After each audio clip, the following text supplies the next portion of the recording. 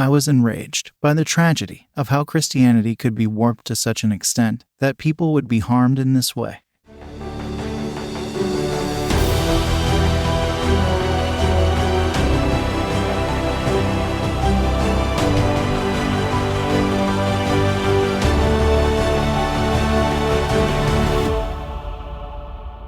I was enraged by the tragedy of how Christianity could be warped to such an extent that people would be harmed in this way.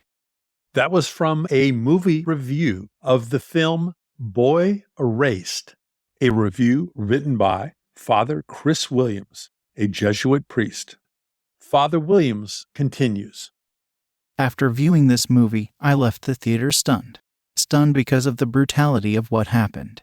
And because this is merely one out of thousands of similar stories. The ideas surrounding homosexuality in the church have morphed into destructive messages of shame. These messages have launched themselves deep in the hearts of LGBTQ children, teenagers, and adults, and have caused mental illness, family abandonment, physical violence, and even suicide.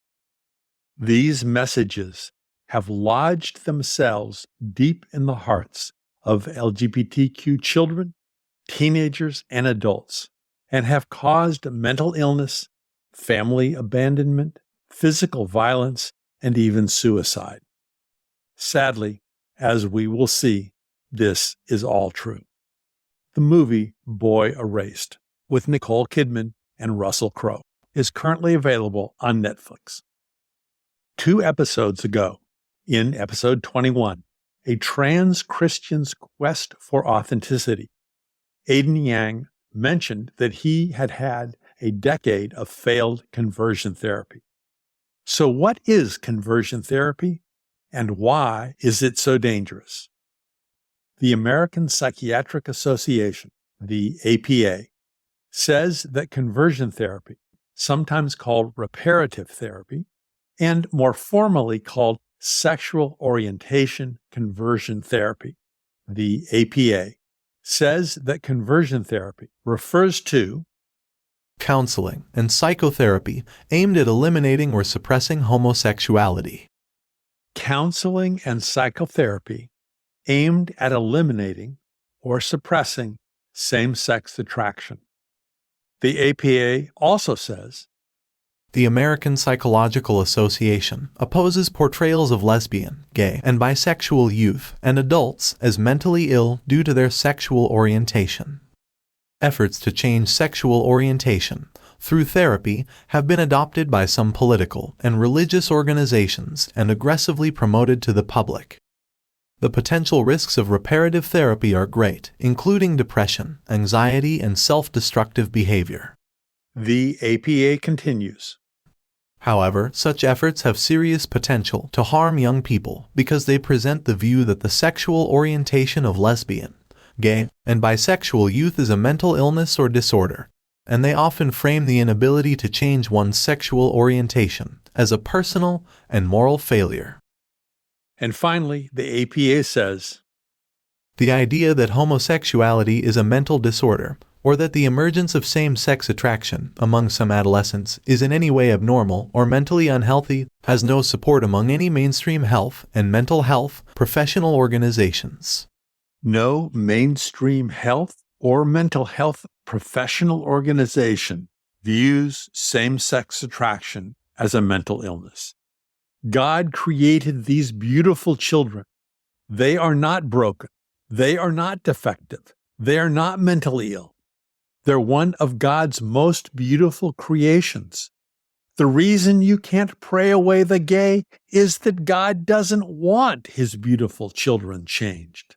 Stop promoting conversion therapy. It doesn't work. It destroys families. It should be banned. Alan Chambers, former president of Exodus, one of the largest groups advocating conversion therapy, after 37 years of running programs to change sexual orientation, trying to eliminate same-sex attractions, said, 99.9% of them have not experienced a change in their orientation. A 99% failure rate. is the worst form of quackery. It is unethical. It is immoral. It is wrong. God is sending us a message when something doesn't work 99% of the time. In 2013, the New York Times ran an article by Ian Lovett titled, "After 37 years of trying to change people's sexual orientation, group is to disband." The article says, in part, For 37 years, Exodus International was the leading beacon of the ex-gay movement, which maintained that gay men and lesbians could change their sexual orientation through prayer and psychotherapy. For the past year, the group's president, Alan Chambers, has been increasingly vocal in proclaiming that therapy could not change a person's sexual orientation. Alan Chambers has written a letter of apology, which says, in part, I am sorry for the pain and hurt many of you have experienced. I am sorry that some of you spent years working through the shame and guilt you felt when your attractions didn't change. I am sorry we promoted sexual orientation change efforts and reparative theories about sexual orientation that stigmatized parents. Good Lord, 37 years. How many families, how many hundreds of thousands of lives were hurt by this quackery? The website Statista says 28% of U.S. LGBTQ youth who had experienced conversion therapy had attempted suicide within the previous 12 months. 28% of the U.S. LGBTQ youth who had experienced conversion therapy went on and attempted suicide within the last 12 months. Statista also reports that this is more than double the rate of suicide attempts when compared with LGBTQ youth who did not have conversion therapy. Send your child to conversion therapy and you more than double the risk of suicide. In 2014, Time magazine ran a story by Maya Rodin titled 9 Ex-Leaders of the Gay Conversion Therapy Movement Apologize. The 9 formally came out against conversion therapy and now support a ban on the practice with minors. Amen to that. These 9 ex-leaders of the conversion therapy movement wrote, We know firsthand the terrible emotional and spiritual damage it can cause, especially for LGBT youth. We once believed that there was something morally wrong and psychologically broken about being LGBT. We know better now. Conversion therapy reinforces internalized homophobia, anxiety, guilt, and depression. When change doesn't happen, it leads to self-loathing and emotional and psychological harm. We now stand united in our conviction that conversion therapy is not therapy, but is instead both ineffective and harmful. It is both ineffective and harmful. It leads to self-loathing. We now stand united in our conviction that conversion therapy is not therapy, but is instead both ineffective and harmful. In a 2021 article titled Netflix Pray Away Exposes Conversion Therapy Fraud, John Becker calls Pray Away a must-see Netflix documentary. Writing in Conscience magazine, he says, The film tells the story of the Christian ex-gay movement through the eyes of 6 of its most prominent leaders. With the exception of McCall, each has apologized, renounced their former beliefs, and now publicly discusses the harm they've caused. With a whopping 698,000 victims in the United States alone, so-called conversion therapy has been debunked and discredited by every major mainstream association of medical and mental health professionals. With a whopping 698,000 victims of conversion therapy, it has been debunked and discredited by every major mainstream association of medical professionals. John Becker continues. Deemed ineffective and harmful, half of U.S. states have laws partially or fully banning conversion therapy for minors. But as Pray Away vividly illustrates, this violent practice remains a threat to LGBTQIA+ people. In 2019, the American Medical Association backed a nationwide ban on conversion therapy.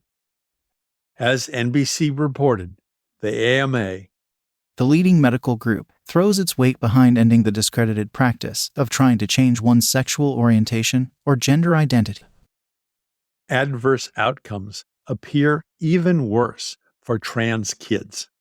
In a 2019 NBC story titled Transgender Conversion Therapy Associated with Severe Psychological Distress, researcher Dr. Jack Turbin said that one of the most alarming findings from the study was the even higher risk of psychological distress for those who reported exposure to conversion therapy during childhood. Those who were subjected to the practice before age 10 were 4 times more likely to report lifetime suicide attempts than the general transgender population. Trans adults who were exposed to conversion therapy before age 10, before the 4th or 5th grade, were 4 times more likely to report suicide attempts later in life. Wow! Who is sending their 3rd grader to conversion therapy? The study also reported that secular professionals and religious advisors had equally bad outcomes when trying to change the gender identities of trans children. So a non-affirming secular counselor might be just as dangerous to your child's life as a non-affirming pastor or priest. I've reached a couple of conclusions based on this research and research that we've quoted in earlier episodes, particularly episode 11, Why Young Christians Are Leaving the Church and Some Are Committing Suicide. I now believe if you or your child, even a young child, are somewhere in the rainbow, or might be somewhere in the rainbow, you have to ensure that a counselor, a pastor, or a spiritual advisor is affirming before you use their services. The simplest way to ascertain this is to ask if they support gay marriage and gay ordination, both of them. And if the answer is no to either, or vague, or conditional, head for the door. Now, it would be easy to listen to this podcast and think, if I'm somewhere in the rainbow or questioning my sexuality, I should never seek counseling or spiritual advice. But that is not what I'm saying, and that is not what the evidence shows. Counseling, done well, can be hugely helpful, life-saving, joy-creating. Sex-positive Christian counseling, particularly for someone who feels guilt about sex or gender issues, can be positive and transformative. Having a pastor tell you that God created you the way you are, and you are God's perfect creation, is a transformative experience for some queer teens. Queer Christians get clobbered by conservative churches twice. First, they're told that they can't marry, and then they're told that only married people can have sex. This double-barreled attack on one's sexuality can leave one hopeless, suicidal, and without faith. Whether you are straight or queer, having a pastor or a Christian counselor tell you that not all premarital sex is sinful can bring you closer to God, and it is a necessary prerequisite to developing ethical sexual behaviors. Premarital sex is not banned anywhere in Scripture. But that doesn't mean that all premarital sex is God-honoring. We cover that in episode 13. When is sex between two unmarried people God-honoring? Which includes Grandma Claire's famous 7 rules for sex between unmarried people. So if you or your child or a relative or a friend is questioning their same-sex attraction or their sexual behaviors, feeling guilt or shame, you can find affirming, sex-positive counselors, and some are Christian. A good place to start is with a pastor of an affirming church. An affirming church is a church that will both marry and ordain queer individuals. Ask an affirming pastor at an affirming church for recommendations. Another source of queer affirming counselors is LGBT centers. Google can tell you if there is one near you. I've also provided the links to several websites that provide guidance to finding queer, sex-positive counseling. Many counselors also have a Zoom option. Be cautious, be selective, read references and reviews. If a counselor doesn't click when you meet, then look for someone else. But if you are struggling with depression or guilt about your gender orientation or sex life, get help. I would also ask prospective counselors what advice they give about premarital sex. And if they say, it's always sinful, it's never allowed, I would look elsewhere. It's nowhere in the Bible, and over 90% of Christian couples have premarital sex. To summarize, if you're feeling guilty or depressed about gender or sexual issues, find a counselor or a spiritual advisor who is sex positive and affirming. And finally, it would be easy to listen to this podcast and say, I'm never attending church, and I'm certainly never taking a rainbow child to one. But that's not what the research is saying. The research indicates that married couples, families, and children who regularly attend church services, no matter what the denomination, do better at life. They are less likely to divorce, they use fewer drugs, they do better in school, and they're less likely to be arrested. Unfortunately, this protective effect does not extend to rainbow children attending conservative or non-affirming churches. So my message is, find a church that celebrates both your child's sexual orientation and yours. For if you have a rainbow child and you stop going to church, it can leave the child with a sense that they have been cast out, unwanted, abandoned by God. It is far superior to find an affirming church that celebrates rainbow children, even if the music isn't as good, even if the congregation is smaller, even if the church service is less convenient. Everyone needs to know and be told frequently that God knit them together in their mother's womb and that God celebrates their existence and deliberately created them exactly the way they are. The angels sing of your existence, and all heaven delights in your well-being. One wonders if it is safe to take any child to a non-affirming church, as they appear to have such a disproportionately high number of sex scandals. And those churches that additionally prevent women from becoming pastors or priests seem to have the highest incidence of sexual scandal. This is a topic for another day, but if my wife and I had a child today, we would find an affirming church, even if it meant driving a bit further. This is Elton Sherwin. You stay safe and God bless.